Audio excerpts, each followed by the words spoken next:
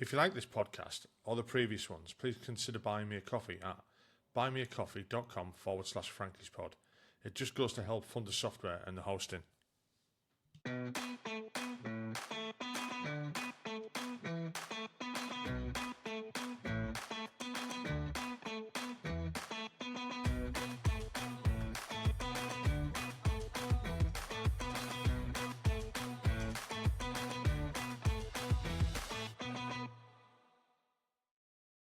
Hi, welcome back to the podcast. Tonight I'm talking with Daniel Hellings. Daniel served with the Mercians. He's got quite an interesting story. He was awarded the Queen's Gallantry Medal for his actions in Helmand. Hiya, Daniel, how are you doing? Hi, right, mate. Yeah, I'll start that again. Put my teeth back in. Well, welcome to the podcast and thanks Cheers, for coming on. Like I say to everyone, it's just like the normal 5 questions. Where did you grow up? What did you do? Why did you join the army? What did you do? Why did you leave? And what have you done since? So if you just want to start off with where you grew up and why did you join the army? So, I grew up all over the place. My dad's ex-military. He did 24 years. So we grew up everywhere: Germany, Northern Ireland, Warminster. So I think that's one of the reasons I joined the army myself. It was just the life I grew up around. So he left in 2002. I joined in 2009. So it was just something I was always going to do, I think. So what was it like actually growing up in the military? Did you you say you moved around a lot? And Yeah. I've interviewed people, a couple of pads brats. Yeah. In you're a pads brat. Yeah. Yeah, and that's not derogatory. No. For anyone who's listening.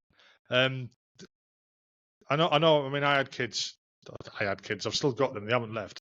I mean, they're not here, but and when I asked them afterwards, like later on after we left the army and stuff like that, I said, "What did you think about growing up?"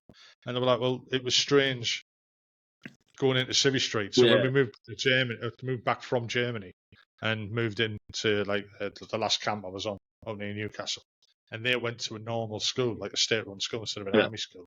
They found it really weird, and the people in the state school found them weird as well because they had no accents. Yeah. Type of thing.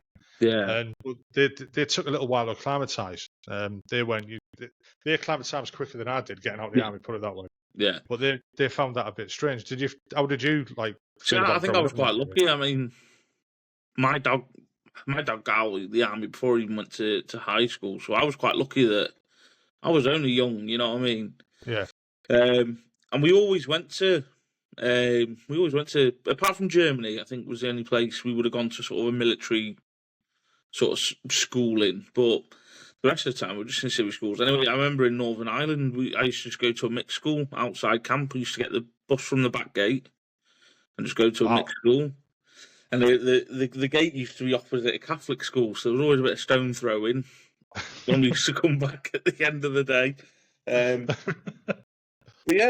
But I mean, like I said, I was young. My dad got out in 2002. I started high school in 2002, so it didn't really affect me. It was just normal. Yeah, I suppose you didn't know any different anyway. No, that's it. Growing up that way. No, so and we moved around as a battalion, so we were always in school with the same people. You know what I mean? Right. Okay. Yeah. Yeah. So the battalion would have been like the artillery. It does an arms plot.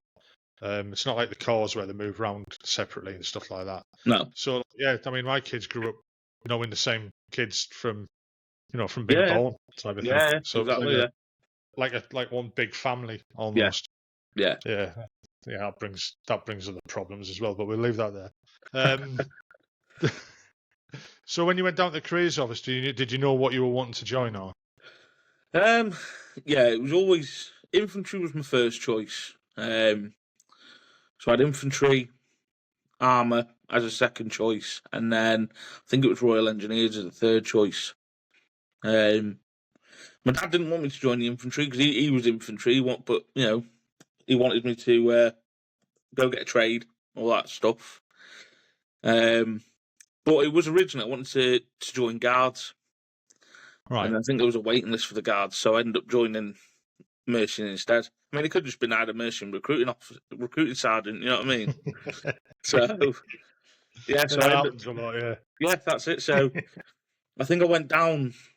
Oh, I must have been back end of the year, probably September, October time, and then they offered me a place in training in the December, but I ended up waiting till after Christmas and that. I have Christmas at home, and then I just started training in January. Yeah. So where did you go for that, for your training? ITC. Oh, yeah, all right, okay. Yeah. And how did you find it? Yeah. Yeah. I mean, I don't think I went into it like people who are full sort of civvies. They've only had a civvy life. I think I sort of went into it with kind of a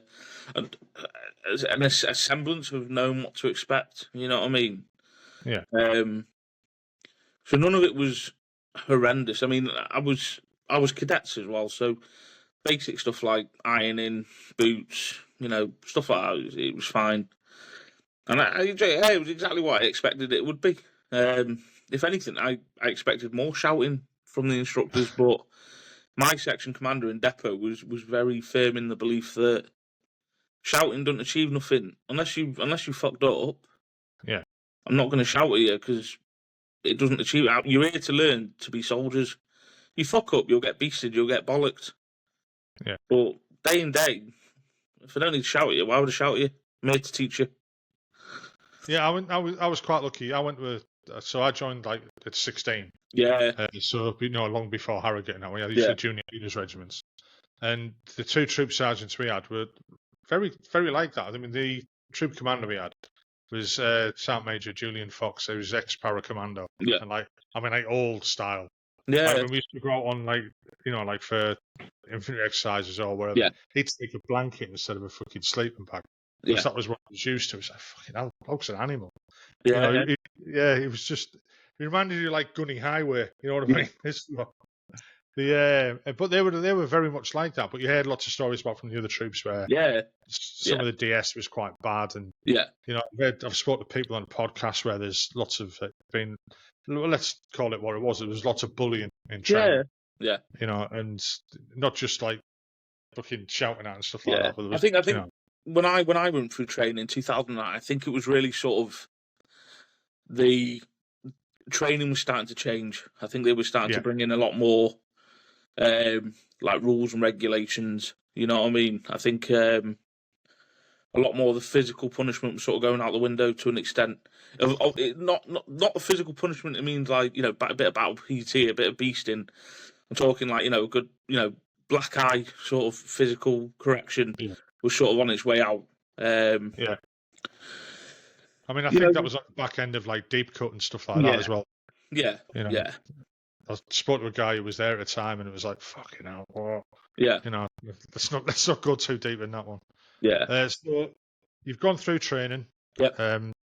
So you'd have gone. Was that straight to Catterick? Was it? Yeah. Yeah. Right, yeah. Yeah, exactly. The infantry do all their training nowadays. Well, infantry and armour. I didn't realise armour do their phase 1 in ITC as well now. That surprised me because that's changed. That fucking surprises me. Yeah. Yeah, because it's. I was speaking to a friend of mine, and it's. I don't even think they call it IT. Well, I think it's still called ITC, but it's called the Army Academy now, or something like that. Yeah, I clocked that on the old Forces News and that. The change. Yeah. The way training's changed. I don't think you'd recognise it. I definitely wouldn't. So I think it makes sense to an extent. The whole staying of everyone does basic infantry skills in the first sort of phase 1. So I guess if you can centralise it all, it makes things easier logistically. Yeah. So sorry, what year did you join again? 2009. 2009. Yeah. I'm just making a note of that. No. So after training to your battalion, very different.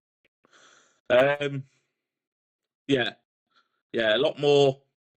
Well, see, I went. So I went straight from depot to support company, right? Which I think I think it's more common now, but at the time, I think it was quite rare for a private soldier to go to support company because that's more. It was more for the senior blokes, you know what I mean, who'd done their time in rifle companies, and then they'd moved on to things like mortars, recce, guns platoon. But I ended up going straight to guns platoon, so that it was a bit more relaxed because it was the senior sort of blokes within a battalion. Right. But obviously, at the same time, a lot more. I'd like to think a lot more.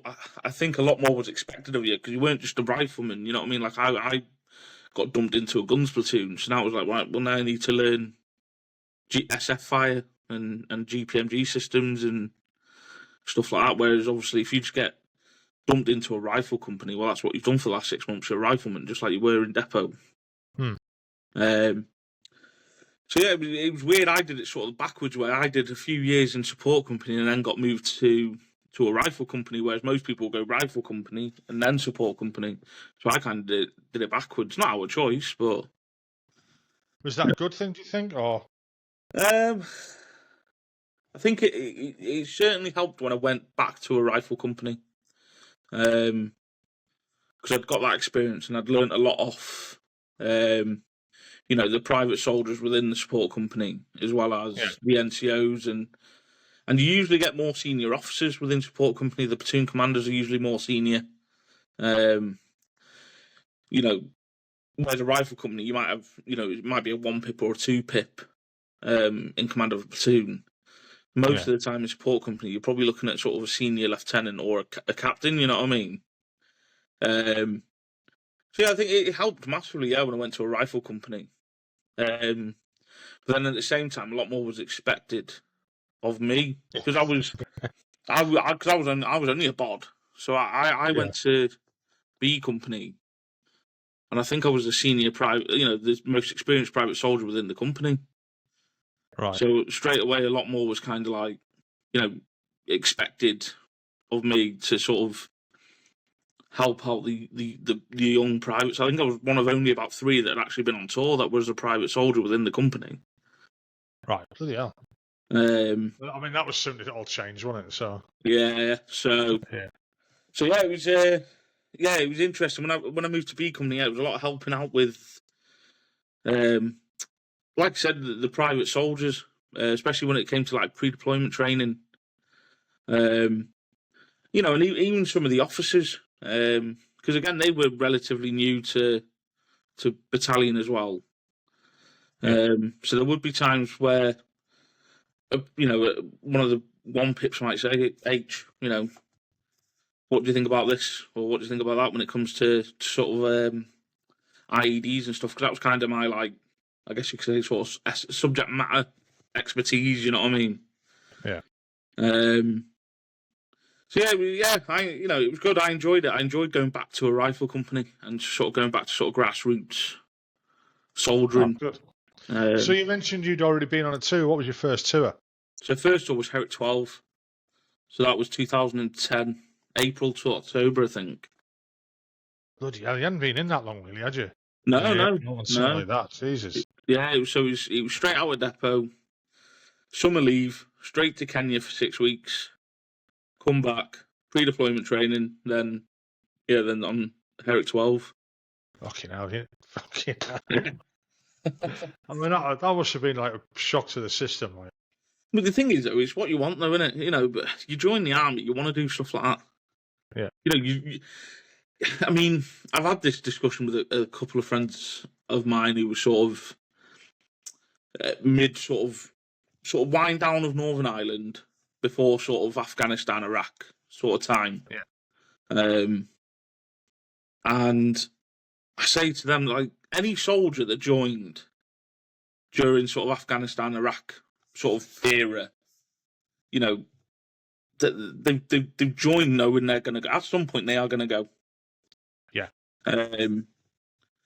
So, it'd obviously been going on for a while already. So I knew I was going to go. That's why I joined the army. That's why I joined the infantry to go and do it. So you make a good point there. So like I joined the army because my brothers were in the army. Yeah. I come from Hartlepool, where in the mid-80s there was nothing there. Still isn't. And I've spoken to loads of people who they joined the army to get away from this, to get away from that. Yeah. They were in trouble with the police. They didn't want to be away, to get away with their families and stuff like that. Yeah. I interviewed my old battery commander about a month ago. Yeah. And he ended up in, he got the full colonel. But he was CO Pairbright, Yeah. and he said something on that, on that podcast that I was like, it kind of like took me aback a bit. And I was Yeah. like, fucking hell, yeah, I never thought of that. And it's exactly what you said there. He said, he was CO Pairbright as Afghan and Iraq was happening, and the guys who were joining up knew they were going to go. Yeah. They knew, use guys that joined around that time. Yeah. You're right. Previous to that, before Iraq, before Afghan kicked off, and like you say, the winding down in Northern Ireland, there was that time, that period there, up like say from like I don't know, 98-ish on to say 2003, where all right, there was Bosnia going on, there was Kosovo going on. I did two tours of Bosnia. Yeah. But again, that was a very different, type of environment.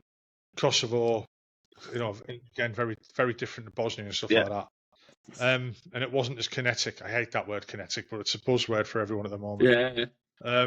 It just sounds a bit too war-y for me. You know what I mean? But he was saying that you think of all these guys who were joining then around that time that Iraq was in shit state. Herrick was fucking all over the place. Yeah. They were joining up, and they knew they were going out there, so they were joining up. So he was like, I've got all these, ages from 17 up to 25, 26 joining up, and he was just so like as the CO pair, right, proud of them. Proud of them wanting to join and stuff like that. So you're right what you say there. In my time, people joined to fucking get away from shit. Yeah. And you were joining to get in the shit. Yeah. Well, yeah, that's it. I mean, it's why it wound me up when I moved to B Company, we had a lad, not to name names, but we had a lad in B Company, and he went on the sick with a bum knee, so he didn't end up deploying to Afghan. But while we were out there, we found out he was on the R&R team in Cyprus, Right. And then when we got back, he was off playing battalion rugby. And I remember saying, it happens, but I remember saying to one of the medics, I said, because we was all stood around. We just got back and we was all stood around. I think we're down at the company hangar. And I said to the medics, he walked past, I said, how was he doing that? How was he playing rugby when he's just, he's just had a bum knee. He's not deployed because of this bum knee, but he's playing rugby. And the medic was actually his medic. He was like, actually, yeah, wait a minute. So he went over to one of the sergeants and said, what's he doing? Oh, he's playing rugby. No, he's not. He's downgraded.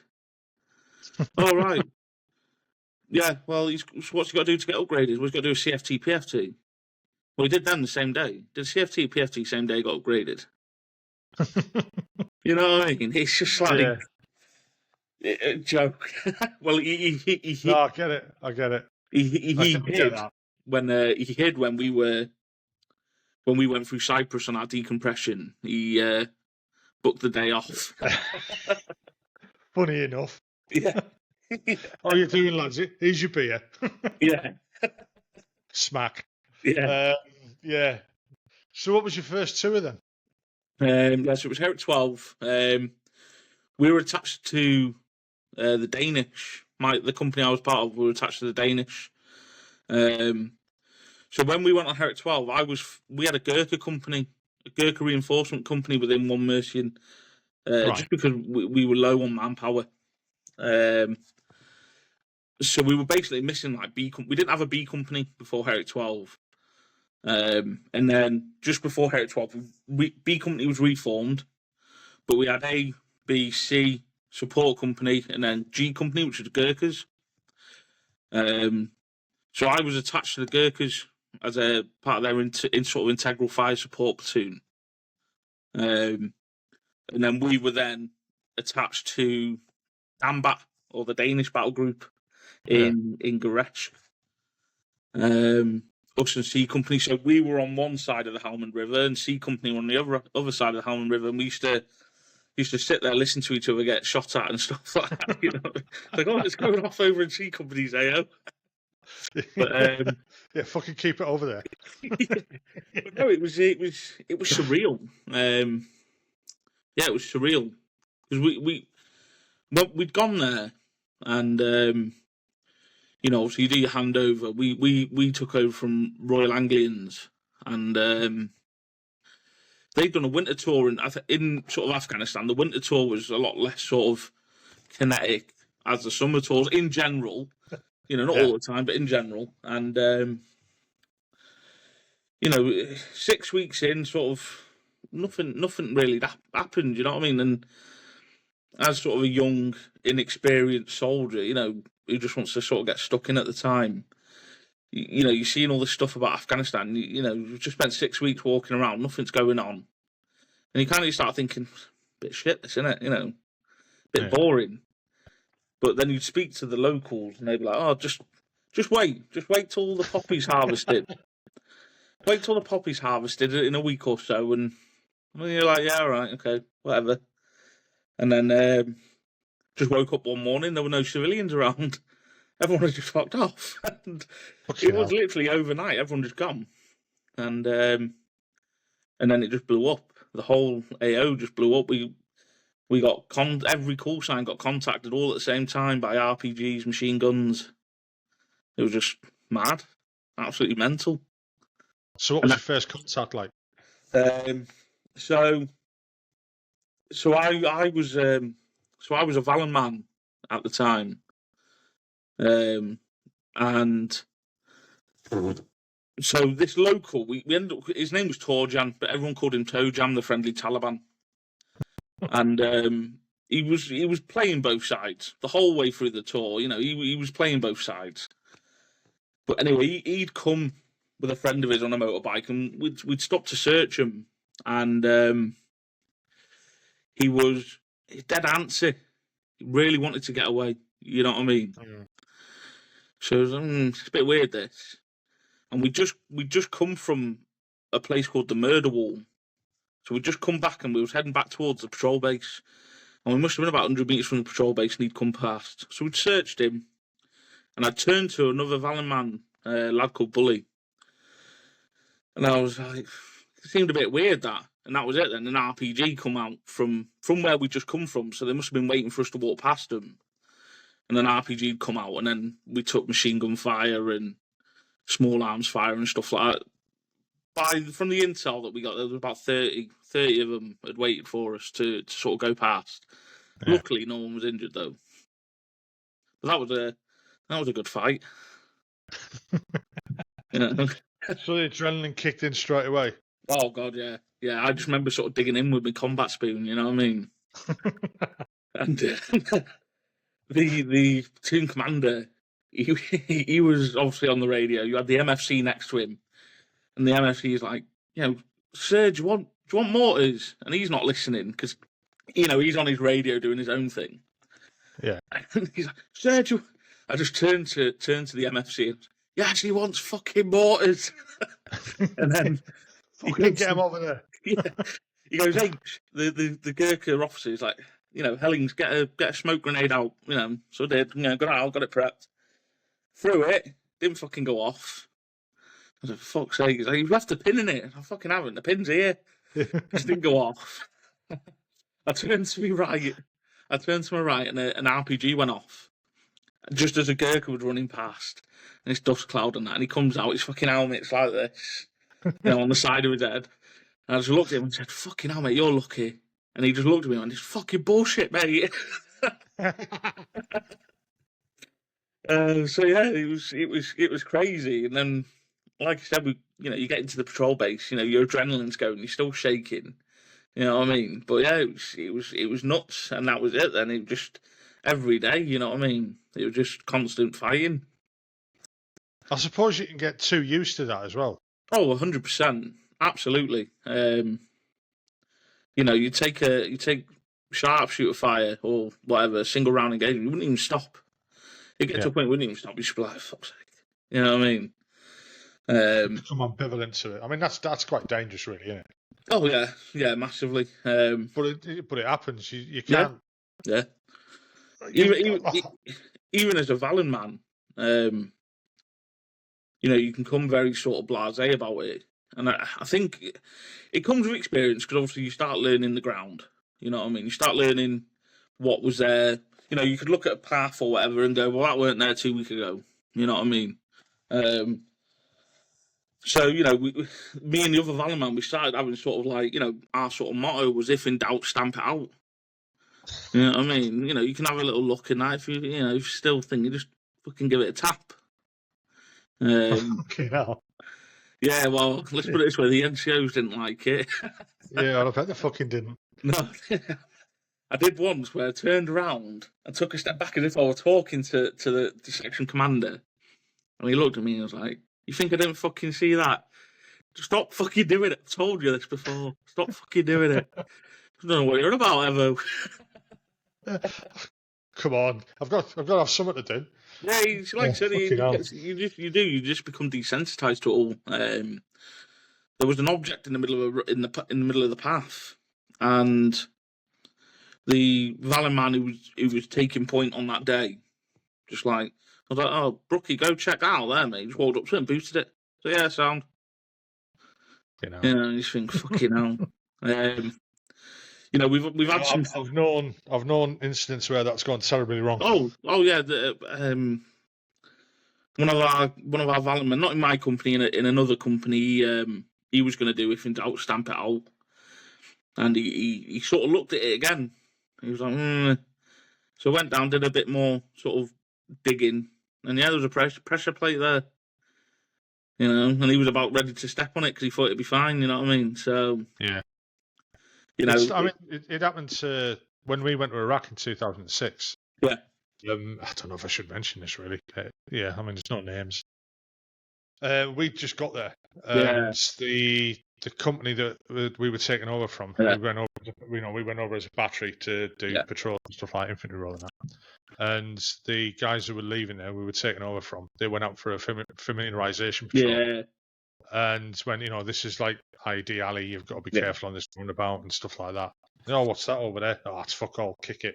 Yeah. Yeah, that was an introduction for us, because I fucking blew up and took him out. Yeah, that's it. My first experience of an ID strike, it was the same thing. You know, we were sort of edging the edge of this field, and one of the interpreters, just lazy, decided to cut the corner. And, you know, our MFC turned round and said to him, you know, Asher, get back on the path. Oh, no, it'll be all right. It'll be all right. Boom, gone. You know, and that was behind me. You know, I just heard that bang. It was like something out of a film. You know, turned around, you got all the dust. You know, there's a helmet rolling out with this dust in there, and I was like, fucking hell. And just because people, you know, got lazy, he stepped out the lane and decided to cut a corner instead of just going around it. You know what I mean? And yeah. To say shit happens, but you know, drills there for a reason, aren't they? Yeah, that's it. Very surreal experiences. Yeah, it's just something you never get used to, but yeah, I know what you mean. Yeah. So what was it like coming back from there then?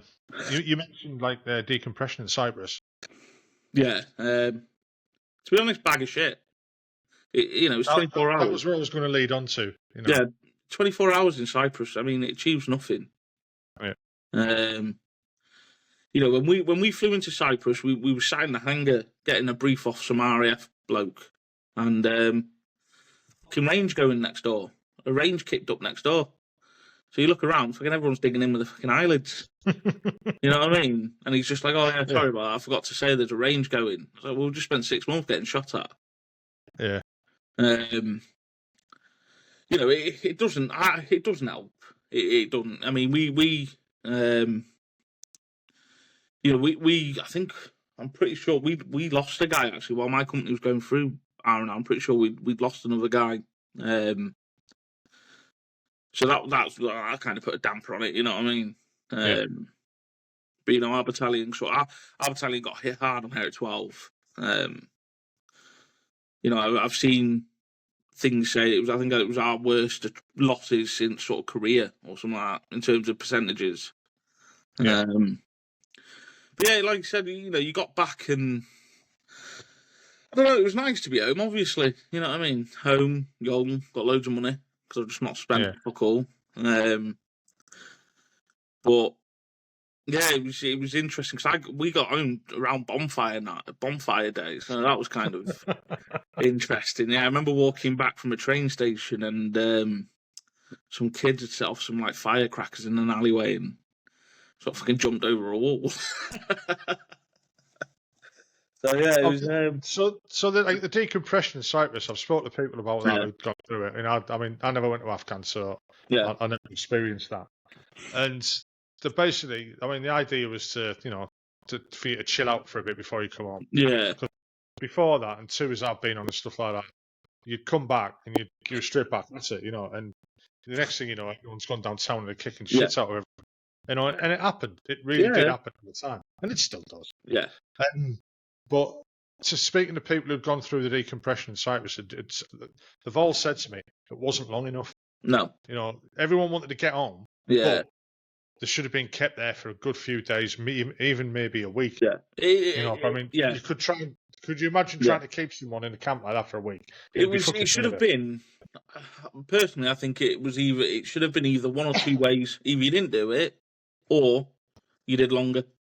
Yeah. You know what I mean? And have more briefings and stuff like that, and more talking. Yeah. I mean, let's call it counselling then. More of that instead of just these a load of beer, kick shit out of each other. Yeah. Yeah. Which is what usually turns into, from what I can gather. No, it was like I said. It was just. It was. I think it was more of a box ticking thing for the army. I think more than anything. Yeah. You know what I mean? Get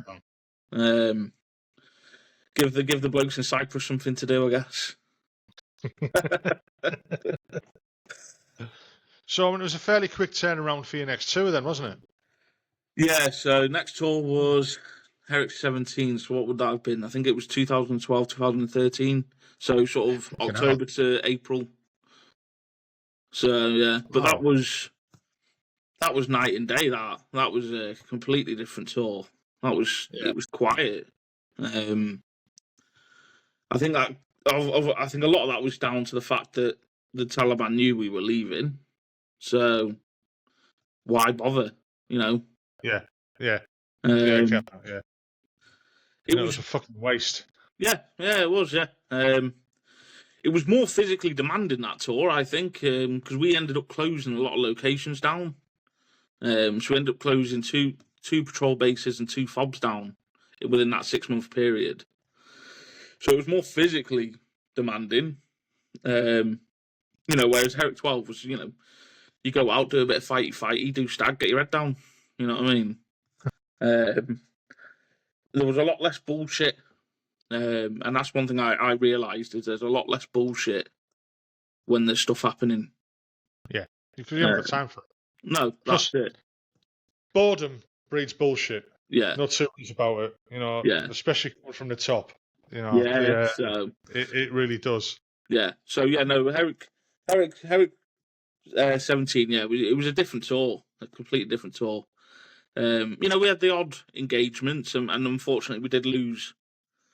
Well, we had a lad who was injured in an IED strike, and he ended up killing himself later on afterwards. So yeah, that was rough. And we did end up losing a guy from another company. But in general, it was a lot quieter, just a lot more demanding. So we'd moved into a FOB called Wahid, and the timescale we were looking at, and the fact we were sort of an understrength company because we didn't deploy with a whole company because we didn't need the manpower. Yeah. If you were on stag at 1 o'clock in the morning, that was you were up for the day. And then the rest of that day then would be spent sort of ripping stuff down, getting stuff ready to get moved out. It was a grueling 2-3 week at the end, knocking down one of these FOBs. It was horrendous. You had no food, no amenities because it was all going, you know what I mean? And then the Gurkhas took all the credit. Yeah, that was great. Fucking hell. Yeah, different tour completely. I think you could probably compare it to sort of earlier Telex to later Telex. Yeah. You know what I mean? You speak to guys, the older guys in battalion who've done like Telex 11 and then like Telex 7, whatever. Telic 11, they you know, someone would say it was like a stag on tour, you know what I mean? Whereas the earlier Telic's a lot more, you know, kinetic action, you know what I mean? So yeah, there's a lot of shit going on. yeah. So, but yeah, but by that point, I think I'd lost interest in the army. Yeah. So let's go back a little bit then. Yeah. And talk about what we all want to hear. The hero of the hour. You know, sorry, that sounded quite fucking blatant. I didn't mean that way. Sorry. So what happened for you to be awarded the Queen's Gallantry Medal? So we were on a patrol, or we'd organised a couple of patrols, and it was kind of a patrol led by the A&A, as a kind of sort of let them start taking more of the lead, you know. And they decided to go to, well, we called it, I think, off the top of my head, like I said, it was a long time ago, I think we called it like Tango 3 Bravo or something like that. It was just a disused set of compounds along the MSR up to the vehicle checkpoint at the bridge. And they've been told, you know, look, go round it, don't go fucking through it. But they decided that they wanted to go through it. So there were a couple of us that went with them. There was me, another Valor man, the sort of liaison for the A&A. He was a drum major from Scots, and he was kind of like a liaison for him. You know, section commander. There were just a couple of us, a handful of NATO ISAF guys to go with them, and we were at the back, they were at the front, they were leading, and they decided to go down an alleyway, which, bad news anyway, but, you know, they did. And the first guy, no, he wasn't the first guy, I think he was like the third guy in the patrol, stepped on an IED, took himself out. So he was like, right, okay, you know, we'll take over from here. So I said to the drum major, I said, look, Ince, you ready to go? Like, so yeah, sound. So we went up, and I must have got, you know, down the alleyway. There was the third guy was on the floor, he was injured, and then the two guys in front of him had stayed still. So I'd got up to the injured guy, and then I was probably about 5-6 feet from the other guy who'd gone still. And I just remember saying to him, right, don't fucking move. And he took a step backwards and stepped on another ID. Fucking hell. So yeah, you know, obviously just a loud bang, everything went dark, you know what I mean, and ended up on my ass. So we come back out the alleyway, or they must have done, and I did a little bit later. I came back out the alleyway and, you know, sort of brushed myself off. And then it was sort of and ahhing about what we were going to do, because obviously the alleyway was obviously riddled. You know, do we wait for EOD? Do we figure out another way round? You know, all the shit options when you've got 3 guys injured in an alleyway. So, you know, I just volunteered. I said, look, you know, I'll just go back up. I'll go back up. I'll clear the alleyway from the start properly, and we'll do it that way. So basically, just went up by myself. And just cleared a route for the stretcher bearers to get through, and, you know, treated what I could when I was with them, and then, you know, we got on caddy-racked and stuff like that. So not much, just did my job, you know. Not really much else. You sound very humble about it. You know, well, you do sound very humble about it. It's just one of those things. You know, I've read some of the stuff about it. Obviously, you know, when you come on. There's quite a nice write-up in a Telegraph about you disobeying direct orders and stuff like that. You know. Well, yeah, that's yeah. Yeah. So was that true? Was that right? No, I don't know where that's come from. I think it's just media sensationalizing things. Keep it in. It sounds great. Yeah, it wasn't disobeying orders. It was just like, look, you know, I think it was more of a conversation. Look, sir, you know, it's not going to fucking work. You know, trying to climb over these fucking 10-foot walls isn't going to work. Yeah. You know, just fucking go and get them. You know, the safest and the quickest way would just be go back up there and hope nothing else happens. So how long did it take you to clear it? So it was about an hour. Yeah, it was about an hour, and we had 4 more hits while clearing it. And I remember my section, one of the section commanders was behind me, a fair distance, and he was like, "Hey, how did your weapon get up there? Because I didn't have my weapon on me." He's like, "How did it get up there?" I was like, "Oh, I swear I was fucking stood a minute ago. Or I was stood there when the second ID went off." And he was like, "You fucking lucky bastard." I was like, Surprised nobody complained you'd left your weapon. yeah. Yeah, I mean, fucking hell. The force of it was enough to, because I had some D-cell batteries in my pocket for the Valor, and they were just powder. You know what I mean? So, wow. Yeah. Fucking hell, you were lucky. Yeah, lucky time. Yeah. Yeah, well, I remember running back, all sort of decorum went out the window, and I just sort of ran back down the alleyway. And as I was clearing it again, I'd realised I'd stepped over at least one ID because I'd found them. I was thinking, fucking hell, that could have gone badly. Just a bit. Jesus. Yeah, like I said, it's just one of those things. It's just one of those things that had to be done. Yeah, you're doing your job. But yeah, you were rewarded for it. So, what was it like being told you'd been put forward for it? Did you feel like you didn't deserve it, or? To be fair, I was told, and to be honest, it was just kind of like, fucking hell, all right, fair enough. So I remember I was at the vehicle checkpoint about a week later, and some guys come up to relieve us, and they're like, "Oh, H, you've been given an MC." And I'm thinking, fucking hell, military cross, oh, nice. No, mercy and coin. All right, so yeah, the CO come up and he's given the OC a mercy and coin to give you. I was all right, okay, sound. But yeah, it was. I remember being told. So, God, what must have been like a year later, because obviously they got to go through the whole process and that. And yeah, I think I was at the med centre, and I got a phone call from the sergeant major. He's like, "H, where are you?" So I'm in the med centre, sir. So we need to get your ass back ASAP. Need to go to see the RSM. And I'm thinking, fucking hell. When you start playing through your head, like, have I done anything that bad that could get me in trouble at the RSM? Yeah, go see the RSM. What have I done? So anyway, so yeah, he's like, you need to fucking see the RSM. And like I said, it's like, you start thinking like, fucking hell, like, what have I done now? Like, it's got to be pretty bad to go and see the regimental sergeant major. You know what I mean? I was thinking, I've not done anything that bad.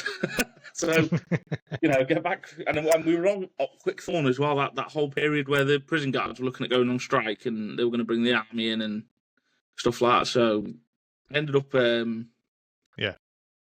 sprinting back to my room, polishing my boots and stuff, thinking I'm going to get in trouble here. Went down to the RSM's office and he's like, "Right, you're in with the CO." Thinking, fuck's sake, the fuck does the CO want me for? Really? Yeah, so I get marched into CO's office. CO's there, battalion twice's there, battalion adjutant's there, RSM's there, and he's like, "Do you know why you're here?" "No, sir, not a clue." So right, well, you've been awarded the Queen's Gallantry Medal. I was like, "All right." Like, yeah, well done, congratulations. So cheers, sir. He's like, "What do you think you're here for?" And I just said, "Oh, well, to be honest, sir, I was hoping I'd been made redundant." And he just looked at me, he's like, "You're not that fucking lucky, get out." And that was it, really. Just got marched back out, then I had to go see the company commander and company sergeant major. And then that was it. Then it was sort of the mad dash to get sort of blues ready and stuff like that for me and everyone else who was going down to the palace to be awarded and stuff. So, yeah, That was it, really. So what was that like going to Palace? It was good. It was really good. It was hot though, really hot being in blues all day. So you just go in and then you're just dumped in a room with like hundreds of other people who are all getting stuff, and you just go through one at a time. And I was the last one to go through. So I can imagine everyone by this point was pretty bloody fed up of being sat in there in the main hall and stuff. Yeah. And you know, you go out. The Queen was stood there, and you know, she says a little thank you to you and stuff like that, and how proud she is. And then you know when she's finished with you, because when she shakes your hand, she sort of pushes you away. Yeah. So, well, piss off. Yeah, basically. And then I just went outside and ended up doing a load of interviews for all different sort of news agencies and stuff like that. So yeah, it was a good day, really good day. Mum, dad, girlfriend at the time were there. So yeah, it was a really good day. Yeah, I can imagine it being a fantastic experience. Yeah. Oh yeah, definitely. Yeah. So yeah. And it was back to the battalion, and you were the hero of the hour with your medal. Yeah. So I think so. So our RSM was getting. I think he got an MBE. He was down there at the time, and we all asked him, "Was like, yeah, so get tomorrow off or what?" And he was like, "Well, you'd have to speak to your company sergeant majors." And because I was in guns platoon, our guns platoon was like 100 men strong, so we had our own sort of sergeant major, and he served with my dad, so you know I always got on quite well with him. Right. Yeah, so I texted him. I was like, "Yeah, sir, do I have to come in tomorrow?" He's like, "Nah, mate, enjoy your time off." So yeah, sound.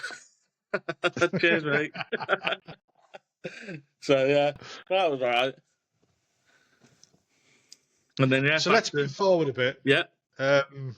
So you mentioned earlier that you were like you were getting a bit disgruntled. Yeah. With the army after the second tour. Was that when did you decide then you wanted to leave, or? So I'd actually signed off before Herrick 17, and then signed back on subsequently. Stayed on for the tour. But I think for me it was just more a case of, you know, so we've just been to Afghan, you know, on a pretty bad tour. And then you get back to the UK, and you know, to an extent, you're treated like a child again. You know what I mean? So you know, I know a lot of guys who sort of got out after Herrick 12. So it was just, and I just couldn't really see a future. It was. I remember having a PDR with my platoon commander on Herrick 17. You know, like the appraisal things. Yeah. And he said to me, he said, "Look, H, you know, if you got keen again, you know, and got back into it properly, you know, could be a sergeant major, you could be an RSM." And I just said to him, I said, "Sir, look, sir, you know, I'm not that interested. I don't see, you know, and I'll probably get some hate for it, but I just didn't see a future. You know, I was already doing a Lance Corporal's job, basically, just not getting paid for it. Words my company sergeant major said, you know, I'm doing the job already, I'm not getting paid for it, I don't wear it, I just do it." And it was like, so, you know, I go to do my Lance Corporal course, I'm still doing the same job. Go do my full screw course, still the same job, but just more responsibility. Sergeant, basically same job, more admin and paperwork, and then you get stuck with, you know, then it's basically a desk job from sort of there up. You know, it didn't really interest me.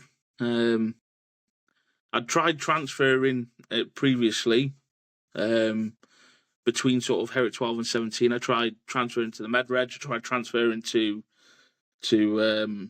EOD, and again, both of those times it got sort of fobbed off by the unit, and yeah, I just lost interest. I knew Afghan was finishing, so it was kind of like, well, you know, once Afghan's done, you know, I didn't really like Camp Yeah, I Life. can see it. You've been up to the, you've done the highs. Yeah, You've been. It's like I've told other people, because I went out in 2003 and tell it Yeah. on the war. Yeah. And you're out there war fighting. You're doing the job that you trained for forever. Yeah. Especially in the artillery, because you don't get to do it that often. Yeah. And it's like the highlight your career. Yeah. Especially and you come back from that and you think, what else is there? Yeah. I've done that. I've climbed Everest almost. Yeah. There's nothing else to keep you going, really. No, that's it. And like I said, I wasn't interested in doing promotion courses. I'd been on a I'd been on the pre course for the Lance Track course, and I just didn't interest me. And I was getting to a stage where it was really a case of, I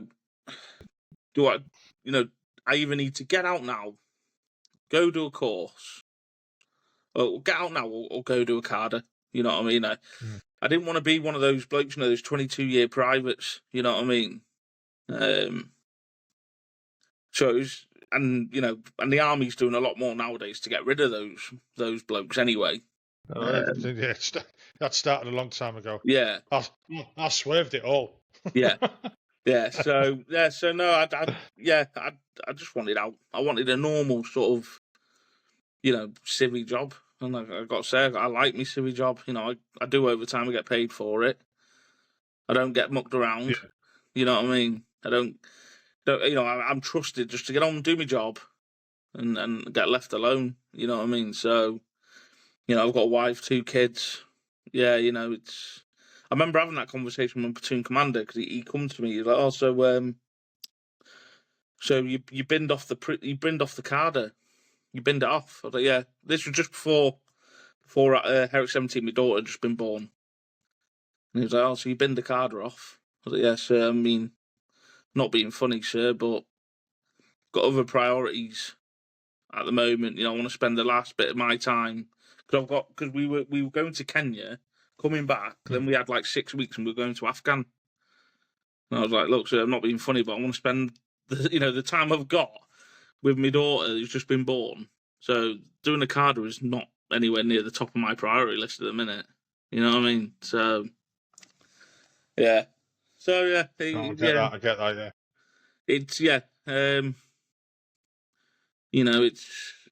I can see why people struggle getting out. Especially those who've been in a long time, because obviously, it's not like prison, but you do get that. You do get indoctrinated and stuff like that. People find it hard to adjust back to civil treatment. I know my dad did, because he did 24 years. It's all he knew from 16 to 40. So. I understand it. So I think I was quite lucky in a sense that I only did 6 years. So I was still quite young. I found it quite easy to adjust back to sort of civilian life. So yeah, it's. So how did you find the resettlement side of it? The transition into. You said you found the transition. I found the transition, right? But the help, I guess you could say, that you get off the army, it's a fucking joke. So they have a career transition partnership or something it's called. And I went and did the course. I think it was like a week-long course or something like that. So I went and did the course. And I remember sitting there being asked to make a fucking collage. Cut stuff out of a fucking magazine and stick it onto a piece of paper. And I remember sitting there thinking, what the fuck? It's like, you're getting talked to like a fucking child. And I remember just sitting there thinking, they can fuck off with this. Like, what a fucking waste of a week of my life that I'm never going to get back. Like, I could have been using to actually, find a job. Yeah. It was ridiculous. Absolutely ridiculous. But I mean, I didn't have a good time of mine, really. I don't think you were told. You weren't told the right things. You weren't given I wouldn't say the wrong advice. I mean, they've got this like this criteria or this fucking program that they've got to deliver to you. Yeah. But I don't think they've got the experience. I mean, again, with mine, it seemed to be that it was a lot of like, ex-sergeant majors and shit like that doing it. Yeah. Who just, they left the army and got into that job Yeah. type of thing. And they didn't have the life experience to like tell you Yeah. what it's like over there and what you should be Yeah. doing. You didn't get any advice on housing.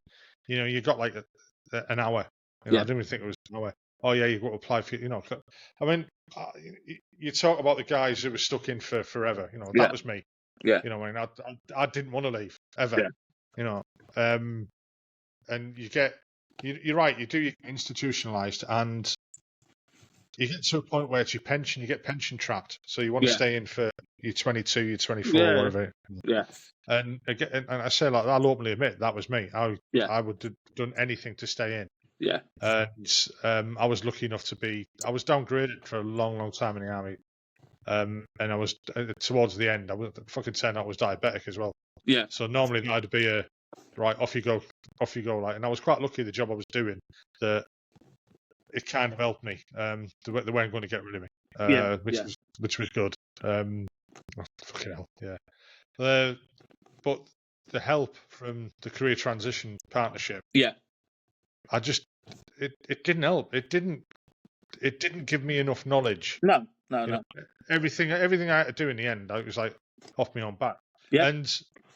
And the regiment didn't fucking help either. Once they know you're going, yeah, it's fucking bye bye. See, I was quite lucky there. So I was medically discharged in the end. And you know what? I couldn't have been happier. I remember coming back from my medical board and, it's decided, medically discharged, brill. And I remember seeing the sergeant major and giving him this paperwork. He's like, yeah, so he's like, so did you fail your medical board? And I could just think in my head, like, well, you say fail, but, and I loved it, mate. I had, 6 months paid, at home, because my paperwork said all military duties are to cease. So I had just 6 months paid at home, which more than anything helped me, start looking at sort of civvy stuff. People who sign off, and I've seen blokes who sign off and they get no help or no time to really go and do stuff they need to do to get ready. They might get a month at the last month to really sort their lives out. Days, yeah. So I was lucky because I had 6 months there where, I went and did a slinger signaller course. I did agency work and then managed to get myself a permanent job. And I was sorted. I had a job before my last day was up. You know what I mean? It was basically, this is my last day in the army. Right, well, you can start the following Monday. You know what I mean? I was the same. I started a month before I got out. Yeah. So the tax on that first month was shit. But yeah, when I was living on camp still as well, it was weird. I was. So unfortunately, my father-in-law passed away not long before I got out. So my wife ended up moving back home, with her mum to sort of be there for a mum. So I had the house to myself for like 3 months. It was brilliant. And I remember de-kitting the day after my medical board because the sergeant major was like, right, there's a couple of guys de-kitting tomorrow. Go de-kit with them. So yeah, sound. And so I went in, de-kitted the next day, and then I had to go and do my clearance chit. So I remember being stood in BHQ, and some company sergeant major comes, "Where's your fucking uniform?" De-kitted. I haven't got it. It was great. Not got it. Right, we'll just be quiet. Clearance chits are just bollocks, aren't they? Well, no. Well, what are you going to do? Keep me in? Well, you know what? Took the words right out of my mouth. I said that to the clerk because I didn't do it. I couldn't be asked. So I said to her, "What if I don't do it?" Well, you've got to do it. Yeah, but what if I don't? Yeah, but you've got to. Yeah, but what if I don't? If I don't do it, nothing's going to happen.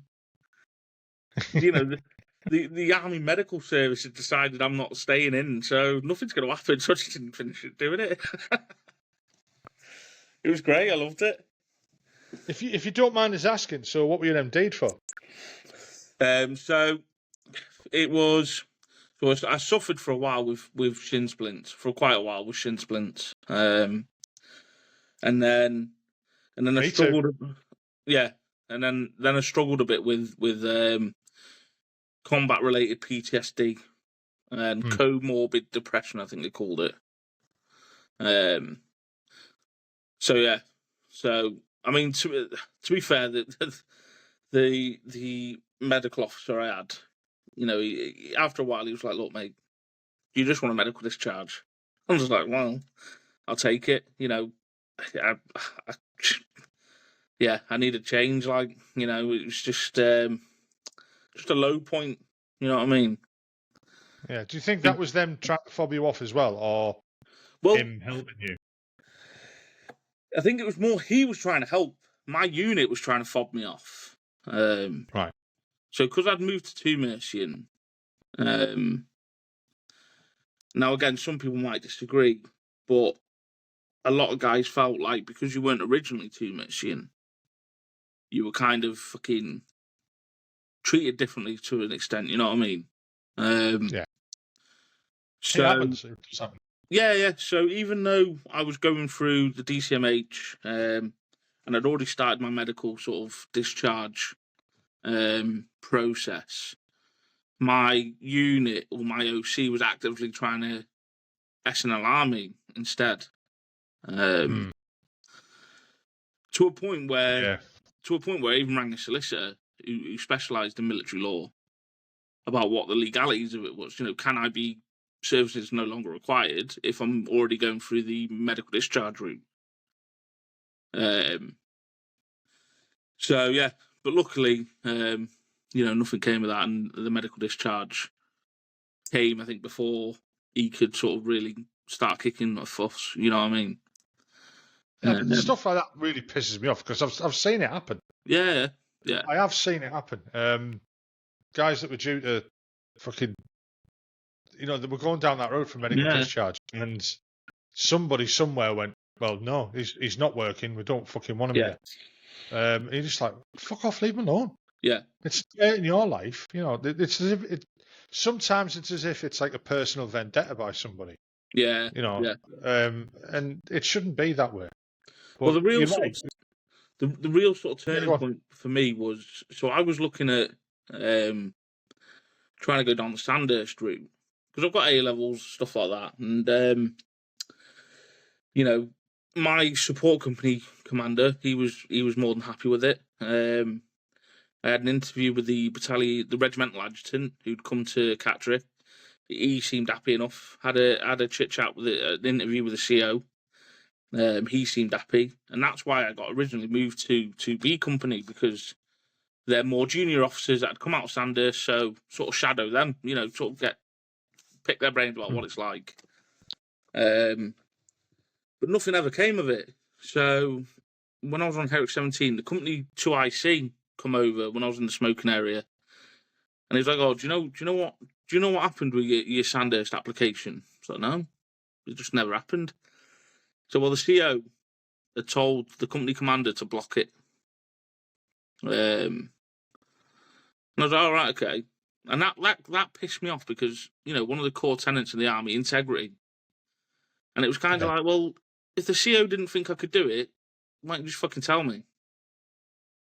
You know, why piss around with it? You know, why get an OC that doesn't know me to block it? You know what I mean? And that was kind of, that was kind of the last sort of straw. It's going to put a bad taste in your mouth, isn't it? Yeah. It pissed me off. Yeah, because like I said, they bleat on all the time about integrity, and that bit pissed me off. I'd rather them just say, "Look, mate, I don't think you can do it." All right, fine, no problem. You know, or go do a CADA or something, and then we'll look at it again. You know what I mean? Yeah. So yeah, it's just like I said, I became very disillusioned with the army. You know, it's It's understandable. Say again. It's understandable. Yeah, I just don't think I was ever as, I don't know, I guess you could say, sort of invested in it as some other people are. You know what I mean? So yeah, Is what So it is. now you once you'd left the army, Yeah. you mentioned there that you had like touches of PTSD, and Yeah. how did you get on with that? Did you have to seek more treatment or? So I ended up getting they ended up putting me on some antidepressants for a bit. And I think they basically decided that it would get better on its own, away from sort of the military. You know what I mean? There's still times. You know what I mean? There's still moments where you hear a song or whatever. Or so I went to the Arboretum, and that was rough. When you see the wall with all the names and that on. Yeah. And I remember, standing there, and it was the same for my dad, because obviously he seeing names of blokes he knew, you know what I mean, on that wall. And then, I'm seeing names of, blokes that I knew, and, I just burst into tears, you know what I mean, in the middle of the Arboretum. And it's not something they've not seen before. No. So, yeah. But no, I think I've definitely changed. I'm a lot. I'm not as sympathetic anymore to a lot of stuff. I'm a little bit desensitized to a lot of stuff. You know what I mean? As horrible as it sounds. Yeah. Like when it's gonna sound horrible to say, like, but when my wife's dad passed away, don't get me wrong. Obviously, I love my wife to bits, but it sounds horrible. So it's just kind of like sick of hearing it. You know what I mean? No, I know. I get what you mean. It's like the shit I've just gone through, what we were talking about before I come on. Yeah. When they asked me about, like, so mine's mostly not like combat stress or anything like that, or even PTSD. It's about loss and handling the loss. And we were talking about it, and I got, I spoke about my mum dying, my dad dying, and this, that, and the other. And the only time I got fucking upset and like basically started crying was talking about the two of my dogs that got put down. Yeah. And it was that, it was that I couldn't handle. Yeah. It's fucking quite strange. All just about, doing me dogs. You know what I mean? I was fucking. Yeah. I thought afterwards. I thought that was strange, and the guy said to me, "No, it's not. It isn't. It's because that's what you've latched onto, and everything else happening round. Yeah. Like you say, you become desensitized to it, and everything gets poured back in. It's got to have a route out somewhere, and that route out was that. And your mind fucking plays tricks on you. It really does. Your mind can fuck you right up. Yeah. It's just what it does. You can't turn it off sometimes, and you get mad thoughts that pop in your head and shit like that. And you think, why the fuck do you think that? Yeah. It's the way your mind protects itself and copes with shit. Oh yeah, definitely. Yeah. It's quite odd. And sometimes, sometimes I can be quite quick to temper. You know what I mean? And sometimes it'll just be over stupid shit. It's it was the same with my dad. So when my dad left the army, my dad, well, he was sort of the opposite. I remember my mum and dad, they used to have some right fucking arguments, you know what I mean, while he was in the army. But since leaving the army, he chilled out. He's so chilled out now, you know what I mean, compared to when he was in. It's... Yeah. I mean, you see a lot of marriages break down when, especially like when they've been in here together that long and in that environment, and all of a sudden you're back at home and on top of each other for forever. Well, I think me and my wife, I think we might be the only ones that we know who are still married from when I was in. I think they might. Pretty much everyone else we know, they've divorced. They've split. They've divorced. No, it happened to me. It happened to me like 5 years after I got out. Well, I think what it is as well. Sometimes it's different, innit? When you're in the army, you're away. Like you said, when you're stuck with each other all the time, it's a different story. Yeah. I mean, I'm laughing about it now. I wasn't at the time. Yeah. But no, like I said, I enjoy civvy life. I think it helps that I do work with a couple of guys who are ex-military anyway. Yeah. So what is it you do now? So I do like safety inspections on lifting equipment and stuff. Right. Okay. So we go to like customer sites and inspect all their lifting equipment or like their plant machinery and stuff. Make sure that it's all compliant with like health and safety and things like that. So do you keep in touch with like the veterans stuff and everything like that? I mean, I've seen like stuff on your online and that. You know what? I don't. There's a couple of guys I still speak to from when I was in, but again, not many. Yeah. That angle's a bit weird. And then, like, you know, you got all these regimental associations and stuff like that. Again, I don't bother. Yeah, it's just not something that interests me. I was the same for a long, long time. I remember someone saying to me years and years ago while I was still serving, like when they left, they just went, right, that's it. Don't want nothing to do with the military. And that was the way they dealt with it. Yeah. And I thought that's probably a good way of doing it. It's going to help your psyche and stuff like that. Yeah. And that's what I did. I kind of didn't go to any reunions, hardly spoke to anybody. But to be fair, in the end, that probably did me more harm than good. Because you miss. Again, that thing about loss. I never accepted me leaving the army type of thing because I just there's no fanfare for me or anything like that. Like yourself, I was sent home for a few months gardening leave and just left. You know, nobody said ta-ra or anything like that. It was like just walking out the door. Yeah. I remember driving around camp and looking around saying, fucking hell, and then driving away from camp and looking in the rearview mirror thinking, that's my life over there. Yeah. And fucking hell, this is a bit scary driving down this road, but there was like, I don't know, I just didn't accept it. And it took me a long time, and it's only recently that that's become apparent. And again, I didn't go anywhere near any like reunions or anything like that. I thought I wouldn't fit in, if you know what I mean. There was that like weirdness of that. And then I went to one. I thought I'd force myself to go to one. And I'd gone through a period where one of the reasons me and the wife split is that we kind of grew apart because I became quite a recluse. And I think it was because of that and everything that had happened. Yeah. And I kind of forced myself to go to a reunion. I mean, I remember going down to Newcastle on a bus and I got about halfway and I nearly got off the bus and I thought, I don't want to fucking do this. I'm scared. I was scared. Yeah. I went to it and I seen guys I hadn't seen for 20 years.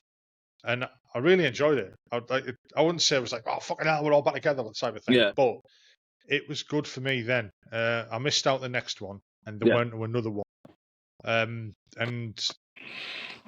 it helped. It did help me. I was thinking, I've been gone too long.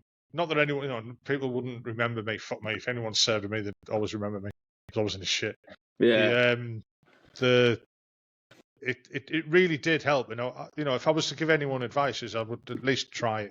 Yeah. Maybe it's not yet, but in time to come, you may find that'll help. The other thing that's helped me is this. Is fucking talking to people on the podcast. Yeah. It's been a hindrance as well. Don't get me wrong, but I've had lots of people who've come on and, like we were talking about before we started recording, have come on and they've opened up more than they would normally. Yeah. Especially ones who are strangers to me. Yeah. Because sometimes it's easier to talk to a stranger than it is to your mate. Yeah. I mean, I've heard people tell me stuff that they'd never normally dream of some people. And I'm like, do you really want to? Do you want me to leave that in? Because people are going to know about that. And no, it's fine. It's out. I've got it out, and it feels good to get it out. And I'm like, fuck it out. Yeah. Some of the shit. I'm like, really? Yeah. But it's in the future, it may help you to dabble back into some of the reunions or whatever. I mean, I'm not saying to give you advice and stuff like that. Take it with a pinch of salt, but I wouldn't just discount it, type of thing. It was a big part of your life, and from being a child, really. But I'd fucking consider it. So the plans for the future for you? Anything in the pipeline?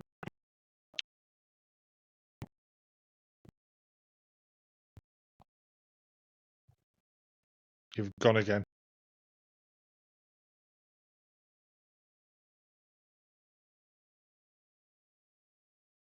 Oh, there we go. Yep, you're back again. Yeah, hello.